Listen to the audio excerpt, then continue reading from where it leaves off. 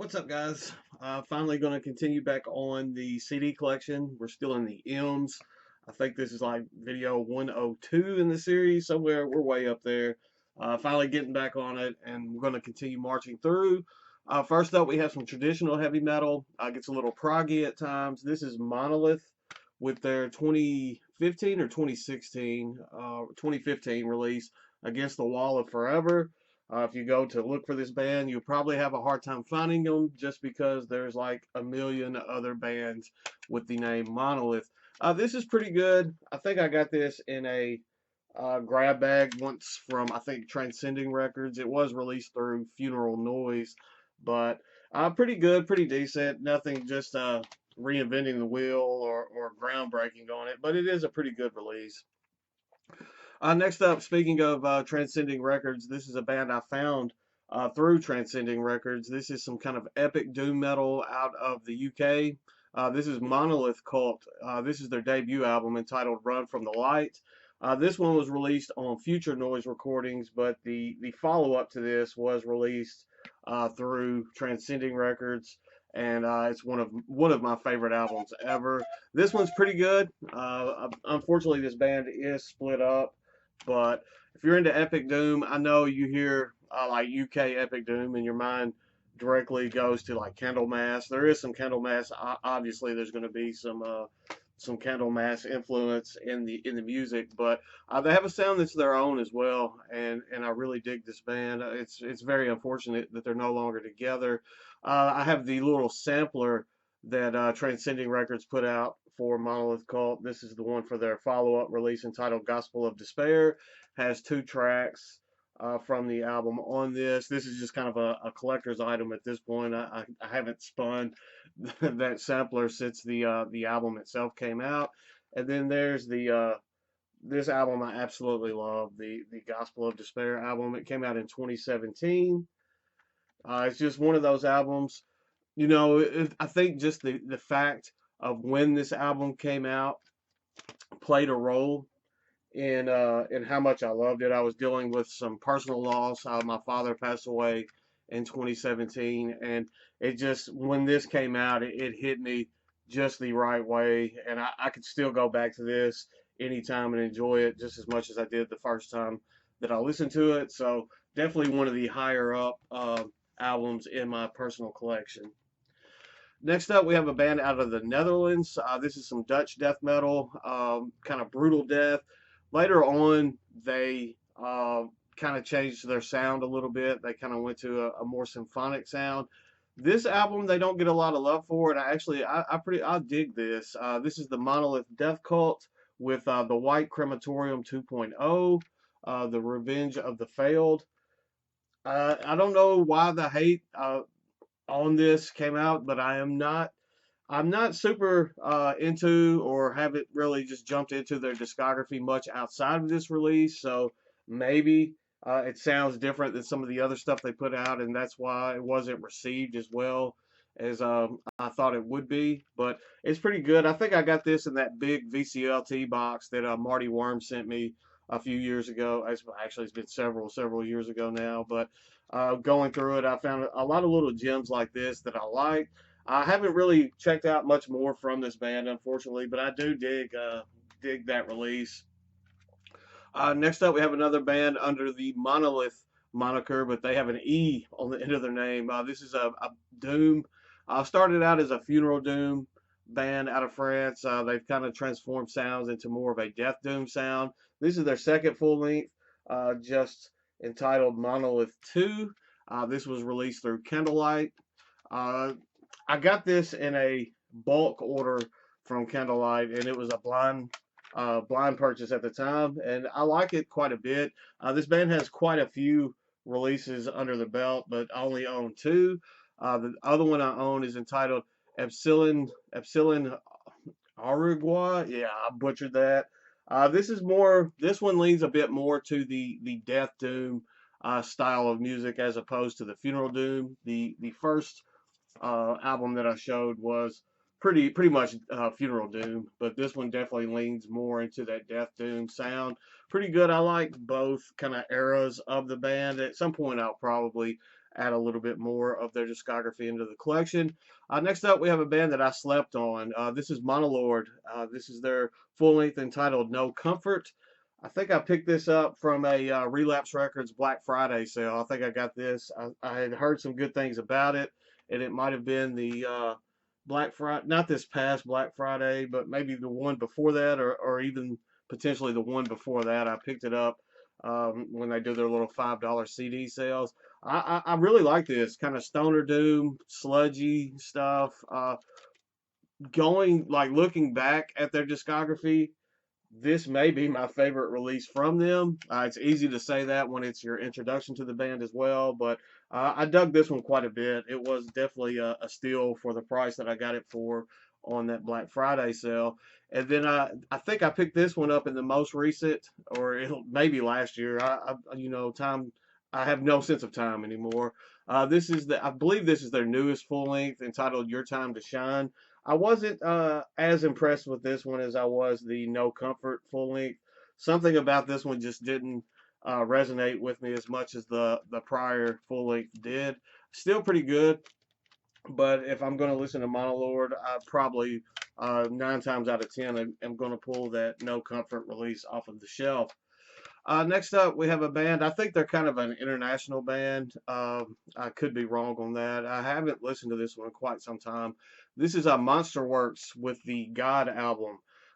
This is like everything about this makes me want to tell you that it's metalcore, but it's not. Well, it's not listed as metalcore. It's listed more as death metal. I guess more like a melodeath slash thrash.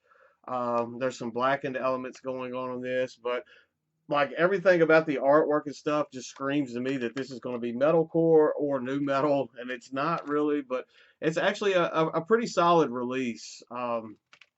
Maybe they're out of Sweden, but I don't know. I can't remember. It's been a while since I've listened to this one, but I dug it. I remember I liked it. I liked it much more than I expected to, just from looking at that cover art. Next up, we have a Russian bootleg. This is Monstrosity with their debut full length entitled Imperial Doom. This is actually the only Monstrosity release that I own, and it is on a bootleg, so that is a bit shameful. For me, this is the end all for Monstrosity. The follow up to this was pretty good as well, but the band went through so many lineup changes and stuff. You could, from release to release, it's almost like a different lineup. This is back when you had Corpse Grinder on the vocals. You guys know Monstrosity. At some point, I'll pick up the follow-up to that, but it's not just a band that I'm going to go out of my way to pick up all of their other materials. Next up, we have some post-black metal. This is Monts Insania with Absurdum. This is, as I was saying, post-black. There's some ambient stuff on this. I got this from Paragon Records as a blind buy. It was pretty good. It was released on More Hate Productions. Let me see, 2015. So, but pretty solid. I haven't returned to it just too much since I listened to all the stuff that came in on that order. Speaking of Paragon Records, that is where I picked this one up. This came in one of my very first couple of Paragon Records purchases that I did, bulk purchases. I'm not going to spend a lot of time on this one. It's kind of unsavory black metal. This is a monumental black statue with their full length entitled Excelsior. And yeah, I mean, if you look into this band, you can. I mean, common sense. The case is broken. I never even changed it out. But common sense will tell you if I'm calling it unsavory black metal, you can kind of put two and two together. There's the inside. I'm not going to spend a ton of time on this one. Continue moving on. Next up, we have some atmospheric black metal, ambient black metal out of Russia. I went through a period where I was just absolutely picking up Russian atmospheric black metal here everywhere. Everywhere I turned around, I was buying some. I've kind of gotten away from that, but this is one of those bands that I was picking up a ton of their stuff, kind of Tolkien themed. It's not kind of, it is very Tolkien themed atmospheric black metal. This is Moongate's Guardian with Let Horse Be Bridled, Horn Be Sounded, exclamation point. Pretty good. I like Moongate's Guardian. It is definitely that Tolkien themed summoning style of atmospheric black metal. All three of the Moongate's Guardian releases that I'm about to show were all released through More Hate Productions. Next up, we have The Last Ship. I wasn't as much into this one, unfortunately. This is out of the three that I own. This is probably the one that I've gotten the least into, and I've spent the least amount of time with. At some point, I'll have to go back and revisit it. Maybe now that my music listening mood and stuff has changed a little bit, I might appreciate it a bit more than I did at the time. But I just got listened to a couple times and then shelved. And then I have probably my favorite Moongate's Guardian release. This one was released in 2020, I think. Not seeing a date, but it was fairly recently when this one came out. This was Cold Waters of Anduin, and I absolutely love this release. This one just sounded absolutely perfect. I was in the mood for it when I got it, and it just everything about it just scratched the itch in all the right ways. Next up, we have some folk music, not folk metal, just some straight up folk music. And some people are surprised when they find out that Mark Riddick from Fetid Zombie, Mark Riddick's artwork's super huge in the death metal scene. This is a folk project that he was a part of entitled Moonroot with Under the Ancient Oak. I've had this in my possession for so long. At one point, you could get these in a lot of different grab bags or for next to nothing. I've probably had like 3 or 4 copies of this in my possession that I've kind of rehomed over the years, but I absolutely love this. I love this from day one, before even I was super into Mark Riddick. I don't know if you can hear my dogs, but they are going absolutely insane downstairs. Perhaps they are huge Mark Riddick fans or even folk music fans because they went nuts when I pulled that one out. Speaking of folk, we'll get into some kind of folky black metal, folk metal, epic black metal. This is Moonsorrow with Kivin Kintasia. Yeah, I'm going to butcher all of their albums and titles. This is one that I purchased in a lot from eBay, and I have all 3 of these, and I have the same issue with all 3. The disc is original, but the insert is printed. And they did a thick cardstock. They tried to make it as close to the original as possible. It even has the stuff listed on the spine. So, but I got this for next to nothing. I knew that the discs were original, and they kind of alluded to the inserts being not what I expected them to be. But at the same time, I love this album. Probably my favorite Moonsorrow album. But at some point, I should try to hunt down like some complete and original copies, but for now these will do. I have the one that followed that entitled Vera. Yeah, I'm gonna butcher Vera Sakit. Yeah, I shouldn't even try to. You can really tell on this one that it's not the original liner insert, but back to it. The disc itself is original. At least they went out of their way to use like a thicker cardstock and stuff on the insert, so it's just not blatantly obvious when going through the shelves. And then we have their fourth full length entitled Havidity. Yeah. And this is another one you can tell just from the kind of dullness of the cardstock that it's not the original inserts, but the disc itself is. This one's pretty good. I like this one as well, but that the first one I showed is probably my favorite of the Moonsorrow full lengths. And then this was actually the first, like, my introduction to Moonsorrow. This is the Tumlirski. Yeah, I butchered that EP. I got this I think at an FYE way back when FYEs were still around here. It was either FYE or Hastings, and I got it used, and I really like this one as well. This one's just an EP, but solid release here from Moonsorrow. Next up, we're gonna jump over to Portugal. We have Moonspell with their debut full length entitled Wolf Hearts. Very first track, Wolf Shade. Getting into Moonspell, I knew that I was in something that I was going to enjoy. I'm a bit lacking on some of the discography, as you'll see, especially some of the earlier stuff. I don't have Irreligious. That's been on my want list forever. I don't know why I haven't pulled the trigger and got that one. This one, Vampiria, Wolfshade. I mean, I love this album. Unfortunately, it had a price sticker on the actual digipack, and this album is so old now.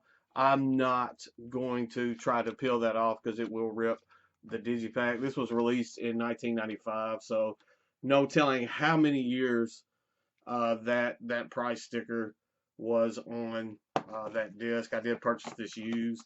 It's not like I was into Moonspell when this was released in 1995. It took me a bit to get into them. I have the EP entitled Second Skin. Not going to spend a lot of time on this one. I wasn't just I wasn't super impressed with this. The digipack itself definitely has some shelfware, has seen better days, but yeah. This is the album that really got me into Moonspell. This is the Butterfly Effect, and I know a lot of people kind of look down on this album from the band, but this came out my senior year of high school. I remember picking this up new, and I really dug it. I think I ordered this from the little mail-in orders from Century Media back when you had to check your releases that you wanted, even put down some alternates because you were doing a mail order, and it's not like today where you can just click and order online. You had to send it off with a check or a money order and a prayer and hope that you got your release, and that's how I purchased the Butterfly Effect. The song Tired on here is probably the most listened to track for me on this album. I remember a point in my life where that one was very fitting. So, but I absolutely love them. That's my favorite Moonspell release. I think more just from nostalgia's sake. As far as it being their best album, I can't just say that's the best, but it is my favorite. Next up, we have the Antidote from Moonspell, as seen on Headbangers Ball on MTV. It's kind of funny to me to think of Moonspell being showed on MTV. It's just not a band that I would associate with MTV if I in any shape or form. Another one that I was kind of stepping away from extreme music at the time that this one came out. It's always been there, but there were times where I wasn't just as into music as other times in my life, and this was one of those times that this came out. I didn't know that they were releasing a new album. I just picked this one up. I went into a Hastings one day, kind of looked around. I saw that this was a new release, and I went ahead and grabbed it. This is Memorial from Moonspell, and it kind of rekindled that fire when this one came out. It was in 2006 when I picked this up, so it's been many, many moons ago. Next up, we have Alpha Noir. I loved this album when it was released. I got this and the CD and shirt package. I don't know what happened to the shirt. I may have it folded up. I'm kind of a hoarder. I mean, obviously, anybody that has collections like I do, I mean, you guys know that collect. We're hoarders at heart. I'm sure I still have this shirt somewhere. It's probably folded up in a box with a ton of other metal shirts that I just don't wear anymore, but I refuse to get rid of. Next up, we have Extinct. I love the artwork on this one. Had I not heard this band before, this is something that I would have checked out regardless, just because of the artwork. Pretty fitting for the sound, but it's as far as like their newer stuff, this one's pretty good. But the next one that I'm going to show is probably one of the better releases of the modern releases from Moonspell. This one is 1755. This was released in, I say modern, 2017. I didn't realize it had been out that long. I really liked this one. This one ranks pretty high up there on my list of Moonspell releases as far as my favorites. I think I would put this up there with Memorial and the Butterfly Effect, and maybe even Wolfheart and Irreligious if I ever get my hands on that album. I'm sure I can find a copy super cheap. I don't know why I haven't ever picked that up. It's just a failure on my part. And then we have a piece of plastic stuck to it. Let me take it off. Their newest full length entitled Hermitage. This one just didn't do it for me as much as I thought it was going to. This came out in 2021. I was expecting more out of this, especially with the way that I enjoyed 1755, but not a bad album by any means. It just didn't hit me the way that the 1755 album did. Maybe this is another one now that my listening moods have changed a little bit. I might go back and appreciate a bit more than I did when it first came out. So that's it for this video. There went my voice cracking like I'm going through puberty. I'm going to try to stick with these a bit more. I know I fell off a little bit doing these, and some of you really like following along with the CD collection. So I'll try to keep a bit more of a steady schedule of uploading these up. That's all I've got for today. I hope you guys have a good week. Stay classy, stay metal, all that good stuff, and I will see you guys soon, I promise.